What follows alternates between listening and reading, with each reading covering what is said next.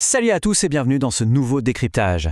Aujourd'hui, on plonge tête la première dans une recherche absolument fascinante publiée le 16 mai 2026 par le mathématicien français Jean-Claude Pérez.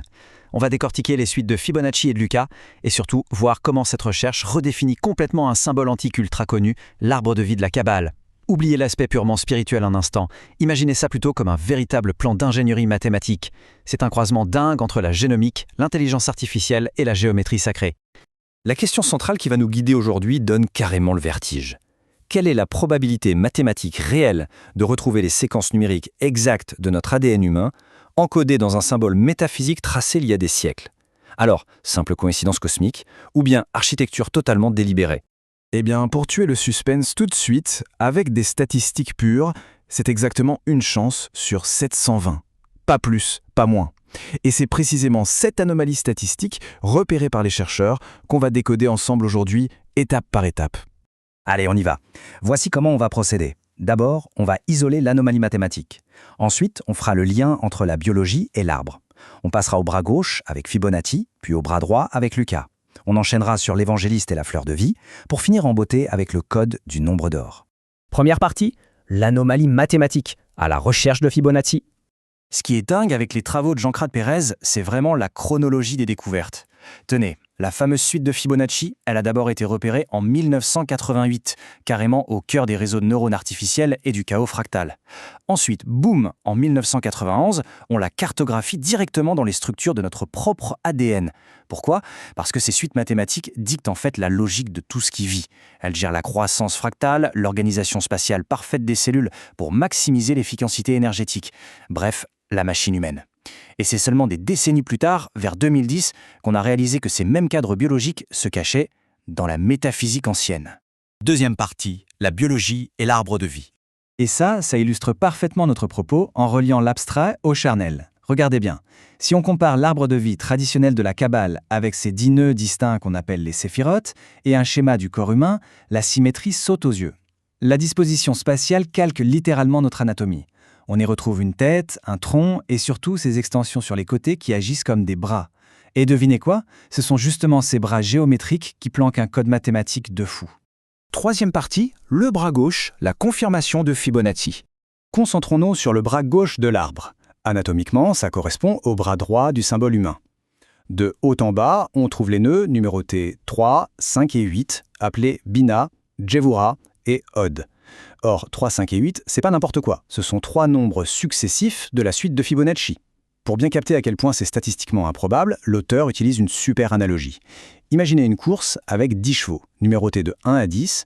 Quelles sont les chances pour que le tiercé gagnant soit exactement dans l'ordre? Le 3, puis le 5, puis le 8. Le calcul est sans appel. Une chance sur 720. Autant dire que ça n'a absolument rien d'un hasard. Quatrième partie, le bras droit, le contrepoids de Lucas. Là où ça devient vraiment croustillant, c'est quand on regarde le bras droit. La biologie exigeant une symétrie, il faut bien équilibrer la structure, pas vrai? Ce bras droit comporte les nœuds 2, 4 et 7. En toute logique, on s'attendrait à y voir la petite sœur de Fibonacci, la suite de Lucas, qui commence justement par 3, 4 et 7. Sauf que le 3 est déjà pris par le bras gauche. Le système va donc s'adapter avec une élégance folle en utilisant le 2. Et la symétrie mathématique opère de façon cryptique. Si on additionne les nœuds du bras gauche, donc 3 plus 5 plus 8, on obtient 16 qui se réduit à 7. À droite, 2 plus 4 plus 7, ça donne 13 qui se réduit à 4. Paf!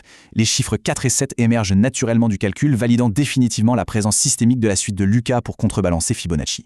Cinquième partie, l'évangéliste et la fleur de vie. Et si on additionne carrément la suite de Fibonacci et la suite de Lucas? Eh bien, ça crée une troisième séquence. Elle est moins connue, mais tout aussi vitale. C'est ce qu'on appelle la suite de l'évangéliste. Ses nombres de base sont 3, 2, 5, 7, 12 et 19. Mais le truc de dingue, c'est que cette séquence fait bien plus que d'aligner bêtement des chiffres. Les recherches de Pérez montrent qu'elle dicte l'évolution fractale de l'architecture du cerveau, d'Homo sapiens jusqu'à Néandertal. Et, tenez-vous bien, elle rythme aussi la structure musicale profonde des chants négro-spirituels. C'est un code qui dépasse la simple biologie pour venir flirter avec l'art et notre cognition la plus intime. On avance et regardons comment tout ça s'imbrique conceptuellement. Ces fameux nombres de l'évangéliste, le 7, le 12 et le 19, ne sont pas juste des données balancées en l'air. Ce sont les briques géométriques fondamentales d'un autre symbole antique ultra puissant, la fleur de vie. Pour construire ce motif, il faut d'abord très exactement 7 cercles adjacents de base. Ensuite, on les intrigue dans une matrice plus large de 12 cercles superposés. L'équation est limpide, 7 plus 12, ça fait bien nos 19 cercles cumulés au total. Donc la séquence mathématique gravée dans notre ADN dicte littéralement la naissance de cette forme sacrée. Ce lien fusionnel entre la géométrie sacrée, la nature et des maths d'une précision redoutable, ça a toujours fasciné les génies. Prenez le Codex Atlanticus de Léonard de Vinci. C'est la preuve absolue. Les configurations qu'il a minutieusement étudiées et dessinées à la main au XVe siècle, vous savez, avec cette fameuse écriture en miroir pour gaucher, et ses proportions parfaites tracées à l'encre foncée sur un vieux parchemin texturé, eh bien, elles correspondent au millimètre près à la modélisation mathématique analysée aujourd'hui par Pérez. Ce mec était tellement en avance sur son temps qu'il reliait déjà ses cercles superposés à la logique implacable de la séquence de l'évangéliste. Un véritable travail de néo-ingénieur, bien avant l'heure. 6e partie, le code du nombre d'or. Alors, le point crucial, c'est cette synthèse finale. Accrochez-vous, c'est magnifique. La géométrie de la fleur de vie, issue de l'union parfaite entre Fibonacci et Lucas, repose sur 19 cercles au total et 12 cercles superposés.